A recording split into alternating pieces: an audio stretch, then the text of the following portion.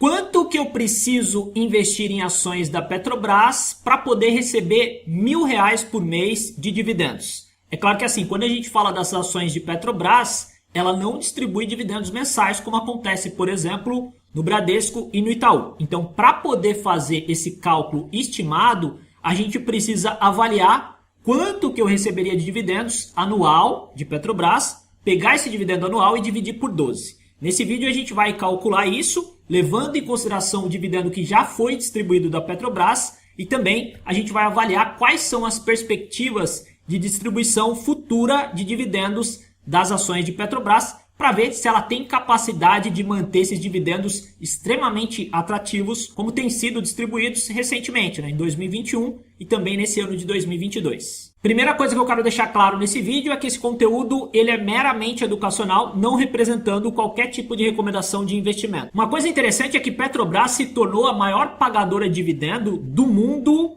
no segundo trimestre de 2022. Mas o que a gente quer saber é quanto que eu precisaria investir para receber R$ 1.000 por mês de dividendos em Petrobras e também saber se esse dividendo atrativo vai perdurar ao longo do tempo. Olha só, a Petrobras distribuiu nos últimos 12 meses R$ 16,66 de dividendos e juros sobre capital próprio.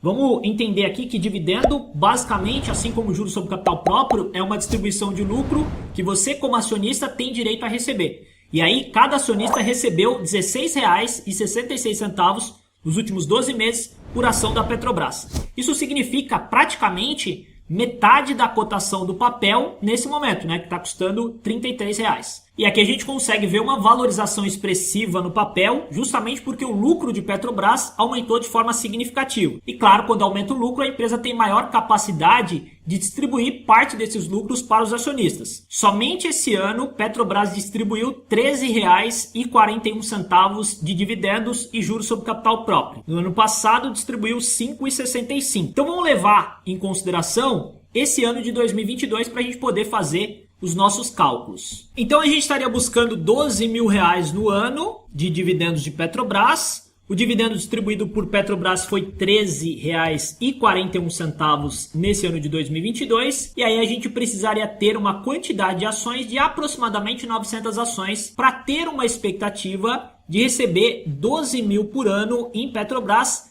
levando em consideração o dividendo que já foi pago. Isso aqui é muito importante ressaltar. Então a gente consegue observar que para poder ter 900 ações hoje de Petrobras, eu precisaria desembolsar R$ 30 mil. Agora você concorda comigo que desembolsar 30 mil, investir 30 mil e receber 12 mil por ano é muito atraente? Tá demais esse dividendo que está sendo distribuído? Não que ele não possa se manter, ele até pode, mas está muito discrepante do mercado como um todo. Vamos fazer o seguinte, vamos dar uma olhada qual que é o histórico de distribuição de dividendos de Petrobras ao longo dos últimos anos para a gente poder ter uma média. Mas antes eu quero te convidar, se você é novo aqui no canal, aproveita a oportunidade e já se inscreve. Toda semana a gente tem postado um vídeo novo para poder atualizar você sobre investimentos. A média de distribuição de dividendos de Petrobras está em 10,98 no ano. Só que essa média subiu muito nesses últimos 2 anos. Teve um pico de distribuição de dividendos aqui. Se a gente parar para analisar direitinho, com mais detalhes, a gente consegue ver que Petrobras não distribuía muitos dividendos. Inclusive teve anos aqui que ela não distribuiu absolutamente nada. 2020, 2017, 16, 15, etc. E isso aconteceu principalmente porque ela não apresentou lucro nesses anos. Então se a gente pegar aqui 2015 prejuízo, 35 bi, 2016 15 bi de prejuízo, 2017 500 milhões praticamente, aí 2018 passou a ter lucro, 2019 também, 2020 e 2021. Se a gente pegar aqui os últimos 2 trimestres de 2022, Petrobras apresenta lucro expressivo. E aí, por que eu estou falando dessa questão da lucratividade, pessoal? Porque é um dos fatores preponderantes para que ela consiga continuar pagando bons dividendos.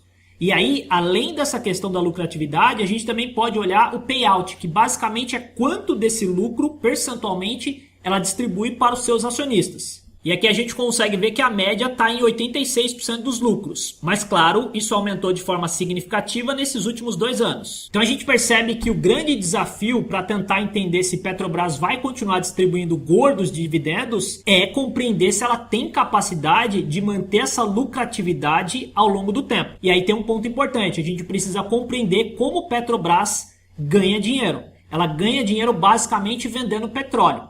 Simples assim. Significa dizer então que quando o preço do barril de petróleo sobe, Petrobras aumenta sua margem de lucro. Como consequência, ela tem uma maior capacidade de distribuir esses lucros para os acionistas.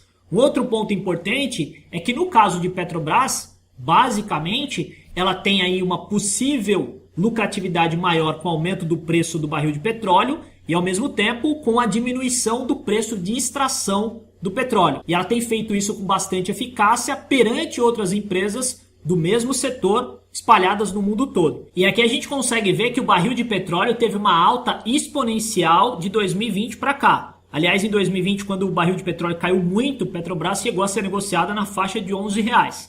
De lá para cá, o petróleo aumentou de preço de forma significativa. Isso fez com que a empresa tivesse uma maior lucratividade. Como consequência, a cotação dos papéis em bolsa teve uma grande valorização no período.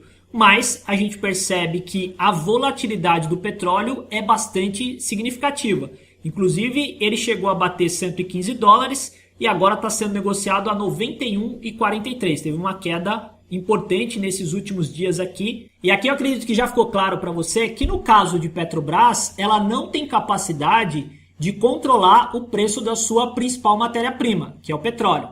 O petróleo basicamente é precificado através de oferta e demanda. Na verdade, tem uma observação importante, eu vou mostrar isso para você, mas basicamente a empresa fica à mercê da cotação do barril de petróleo. E se ocorre uma queda nessa cotação, a tendência é que a empresa diminua a sua lucratividade e, como consequência, ela tenha menos capacidade de distribuir dividendos. E isso pode impactar nesse percentual do dividendo que é distribuído. Então esse é um ponto importante porque a gente depende dessa avaliação de uma incógnita, que é justamente o preço futuro do barril de petróleo. Eu digo incógnita, pessoal, porque olha só a cotação do preço do barril de petróleo. Parece um eletrocardiograma. Então é difícil você fazer uma avaliação por conta dessa questão. Ela está atrelado a um ativo extremamente volátil e imprevisível, que é o barril de petróleo. E além de tudo isso, pessoal, você tem uma organização intergovernamental, ou seja, entre governos de países exportadores de petróleo, que é a OPEP. Ela tenta controlar o preço do barril de petróleo. Vou mostrar isso para você. Então, atualmente, a OPEP é composta por 13 membros e controla 35% do abastecimento global de petróleo e 82% das reservas. Só que você tem o OPEP+, que vai incluir mais países. E aí a gente pode incluir, por exemplo, a Rússia.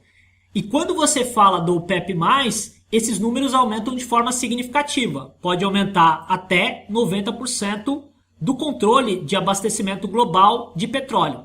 E aí fica claro entender que nem sempre o preço do petróleo é baseado na oferta e na demanda. Porque essa oferta de petróleo ela pode sofrer uma interferência desse órgão aqui, que no caso é a OPEP. Significa dizer o seguinte, quando o preço do petróleo começa a se desvalorizar, a OPEP diminui a produção de petróleo. Ela restringe essa produção.